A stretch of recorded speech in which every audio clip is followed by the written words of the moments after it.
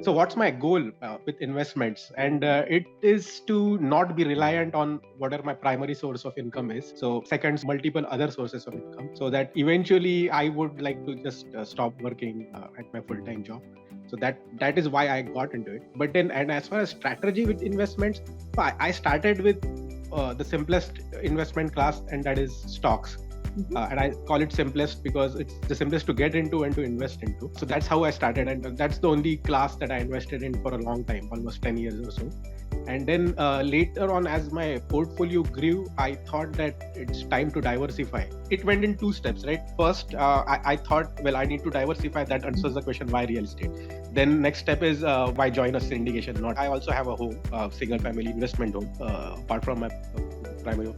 But yeah, it's. I think the reasons for that are what are well known, right? Or like whatever is usually everyone says is that the passivity of it, that you don't have to look at it day to day. Also, because of there's I think some benefit, monetary benefit that comes from the scale.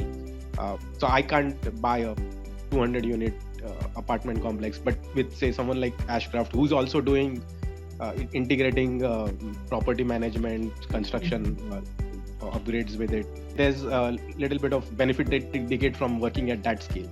So that's another reason of going into syndications. The goal is to not work for money, and then you're still working on your single family home, you're looking at it, you have to be involved frequently. That doesn't serve your end goal. So that's why syndications. And then why Ashcraft particular? So I did some research, also got some recommendations from people in person about that, and that's how I started with the first one. And then since then I actually liked it very much compared to the other syndications I've been part of. Simply like I will say there are many things I like of Ashcraft compared to others. Like to start off, one is just the communication, the monthly emails.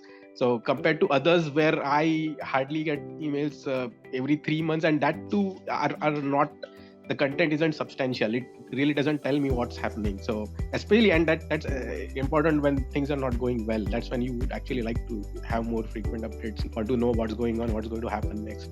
So that's one area that Ashcraft is better in communication. But also whatever they've promised, whatever they've projected in the initial pro forma, they've done that. So that is good, both in terms of cash flow or just projections. So it's been I just comparing with others where they were not always delivered on their promises. Ashcraft is good, and of course there's fundamental strategy of value add, right? And so investing in multifamily, it's a more stable strategy or less riskier strategy compared to new developments. And then other small things that I keep finding about Ashcraft and I keep liking is like small things, like when I signed up, they paid for the accreditation, right? It's just $40-50, but still they streamlined that process. They made it easy for me. Also now I heard through my coordinator, her name's Annalisa. So she said that if I were to do a 1031, they would also take care of that. Also, now that you have funds, you have something called a consolidated K1. That makes it easy for me to file. All of these things, wherever I look at it as anytime there's a problematic situation in this, looks like Ashcraft has thought of it and is trying to make it easy for me. Thank you so much. Have a good weekend. Bye. Yeah.